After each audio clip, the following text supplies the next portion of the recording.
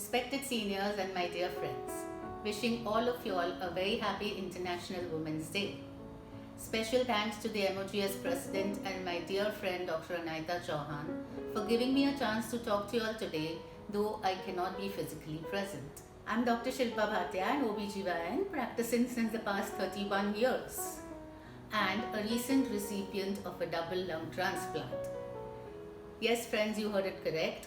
11 months back, I've had a surgery of a bilateral lung transplant.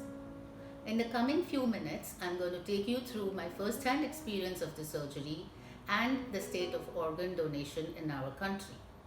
19 years ago, in 2005, I was diagnosed with a fibrosing type of chronic interstitial lung disease, to be specific, chronic hypersensitivity pneumonitis. I'm married to Dr. Bhatia, and at that time, both our medical educations failed us because we had never heard of this disease before. It is also called as chronic allergic alveolitis, and in my case, the allergen was pigeon droppings, which can also cause a lot of other deadly diseases.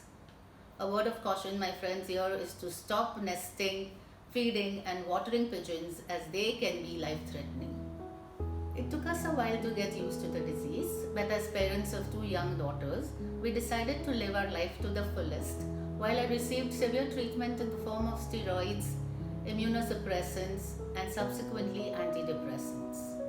For the next 10 years, my life was full of professional practice, a lot of family trips, active participation in the Gujarati theatre, active association with organizations like AFG and KMA, and also having a reunion with my GSMC friends, all the while battling the disease. As the years went on and my fibrosis progressed, I began to carry my portable oxygen concentrator with me most of the times. I even took it to the Canadian Rockies. I was never shy of wearing oxygen in public despite the stares, and that is what helped me achieve things which I wanted to do and enjoyed the most. And it also helped in preventing pulmonary hypertension, which otherwise would have made me a candidate for a heart transplant along with a lung transplant.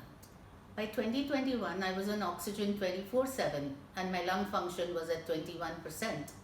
Evaluation and investigations showed that now I was sick enough to be a candidate for a bilateral lung transplant. After a lot of deliberation due to the pandemic, me and my family finally decided to go ahead with the transplant. Our first instinct was to go to the US for the surgery, as they have been doing cases far longer than in India. After detailed discussions on mails about the cost and the time span and etc., we went to a couple of universities in the US, but unfortunately it did not work out for reasons too depressing to go into. A lesson we learned is that America for non-insured self-paying patients is a big no. Ultimately, I registered at Apollo Hospital in Chennai in July 2022. Their team led by Dr. Sundar is one of the finest teams in the country. So my family and I temporarily moved our lives to the unknown city. As per rules, I had to live in Chennai, and I was on the wait list for 9 long months. To be honest, these were one of the worst months of my life. I was in a home in a city totally foreign to me. My oxygen requirements increased from 6 liters per minute to 12 liters per minute, and my mental and physical health were in shambles. I lost my mother back in Mumbai but could not travel back for her last rites. My hopes deteriorated as the call never came, and my condition kept on worsening. While I'm grateful to my loved ones and myself for some stolen moments of joy that year, there were several occasions on which I just wanted to give up and come back to Mumbai, forget the transplant rather than stay in Chennai or die on the wait list in Chennai. Finally, on March 22nd, 2023, the auspicious day of Gudi Padwa, I got my call, as new lungs were available for me meeting my requirements. They had to be airlifted from Delhi to Chennai. My surgery lasted 12 hours and I was in the hospital for 12 days. Post-op, there were severe restrictions, stringent physiotherapy, and complete quarantine. I lived in Chennai for 2 months after the surgery, after which I returned to Bombay. Just within 2 weeks of my returning to Bombay, my sternal sutures gave way and one of them punctured the pleural cavity.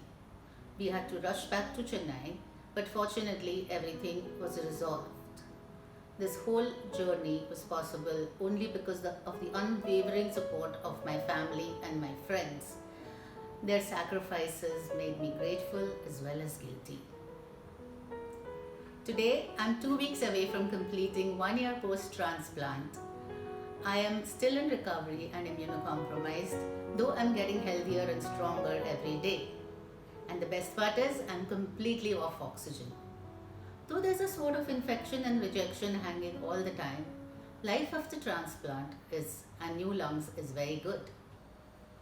The reason I'm telling you this story is despite being medical professionals and despite having the social and financial privilege to access any center in the country, we had to wait 9 months, during which my condition worsened. 9 months may not seem a long time, but we all know that the transplant window is a very difficult and a tricky thing to navigate. One has to be sick enough to be in the window, but not too sick to be ineligible. In that context, every day on the wait list is significant. I've seen my co-patients requiring ECMO and ventilator while on the wait list. There are several patients who die on the wait list because of shortage of organ donors. I cannot begin to emphasize how grateful I am to the angel whose lungs are donated to me, and I am being able to lead this new life. One organ donor can save up to 8 lives. In India, the organ donation rate is 0.52 per million people. In other words, for every 2 million people, there's just one single donor. This compares poorly to other countries like the United States, which has 73 donors per 2 million people. Factors responsible for India to be lagging behind could be superstitions, lack of awareness, and myths about illegal organ trading. According to 2022, a report in India, 20 patients die every day on the wait list due to organ unavailability. Friends, don't you think we can do better? Yes, we can. We need to register ourselves as organ donors first and then motivate our patients and family to do so. The process is very simple. We have to fill an online form on their website Notto, N-O-T-T-O, and they will send us a donor registration card. Please remember, in India, the consent of next of kin is very important for organ donation after death. So let's serve humanity in life and beyond and live our lives with empathy, energy, and enthusiasm. Thank you.